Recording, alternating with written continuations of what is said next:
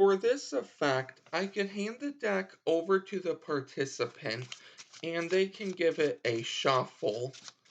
After they're done shuffling the deck, I would have the participant take out any card they would like. So let's say they take out this card. I don't want to see the card, however, so I'm going to turn around, but you look at the card and you remember it. So here is your card. Go ahead and remember that. After the participant has remembered their card, they could place it on top of the deck face down. They can cut the cards and complete the cut. And they can cut the deck as much as they would like. That doesn't matter. So let's say they are good with cutting the deck here. I explain that I'm going to try to look for the participant's card, but I'm going to have a couple of guesses here. I'm actually going to have two guesses. So I'm going to turn both of my guesses face up here. So my first guess and my second guess. So I'm going to show the participant my two guesses, and they just say yes or no. So, was the seven of spades your card? No. Was the king of diamonds your selection? No. Okay, I want you to watch the deck. If I go one, two, three, and I push down the two selections, you're going to see one card comes out. Name your card out loud for the first time. The Queen of Diamonds. Correct. The Queen of Diamonds. That is the effect. If you would like to learn how to do this, stick around for the tutorial. Before I get into the tutorial, in case you're wondering about the cards I'm using, these are the Run playing cards. I have a deck review on these. I will link that in the description.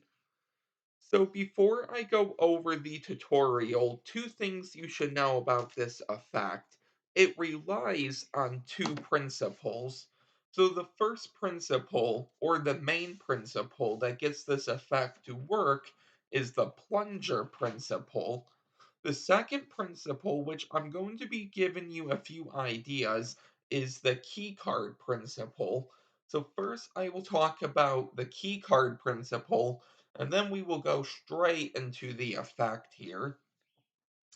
So you can hand the deck over to the participant, and they can give this a shuffle. After they're done, you're going to have them take out any card. Now, this is how I did it in the performance. So this is one of the ways you could do it. When they take out a card, you tell them, I don't want you to look at the card yet until I turn around, just so I can't risk seeing your card. When you turn around, you're going to look at the bottom card and remember it. In this case, we have the five of diamonds. And the participant would look at their card and remember the four of diamonds, but you wouldn't know that. They would then have their card face down. You turn around, you place the deck on the table, they place their card face down on top, and when they cut the cards anywhere they would like, when they complete the cut, because your key card was on the bottom of the deck, their selection was on the top of the deck. When you cut the cards, well, now the bottom of the deck is going on the top of the deck. Therefore, put in your key card above their card. So then you would complete this cut and continue with the effect. Another way you could do this is the following. So you have a card selected, you remember the bottom card, therefore when they place their card on top, complete and cut the deck, you're going to turn these face up, show they're all different. All you're doing is looking for your key card, the five of diamonds, and you want to look for the card that is either on top of the key card, that is to the right of the key card, or the card that can cover up their card like this, okay? So as you can see, their selection would be the four of diamonds on top of the key card, it's to the right of the key card, and it's the card that could cover up the key card, meaning you remember the four of diamonds, they shuffle the deck, and therefore you have to just look for the four of diamonds. And the last way you could do this, I'm gonna put these two cards off to the side. The last way you could do this is with a card peek. Now, I'm going to link a video in the description for the dribble peek, along with a video on the dribble, but feel free to do any card peek you would like.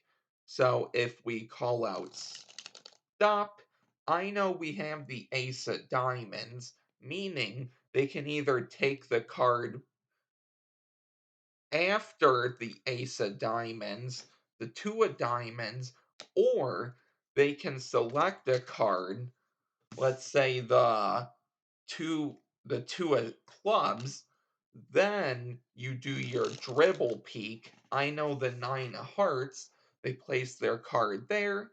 Here's your nine, and you're all set. So those are a couple of ways you can go about getting a key card. But let's do it just like the performance.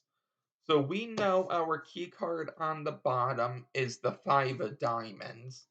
Our card that we selected is the four of diamonds. So we're going to cut the deck, complete the cut. Now they can do this as much as they would like. You take the deck back and you say you're gonna try to find their card, but you're gonna have a couple of guesses. Keep in mind, everything is going to be like this, so they are not going to see the faces, just the backs.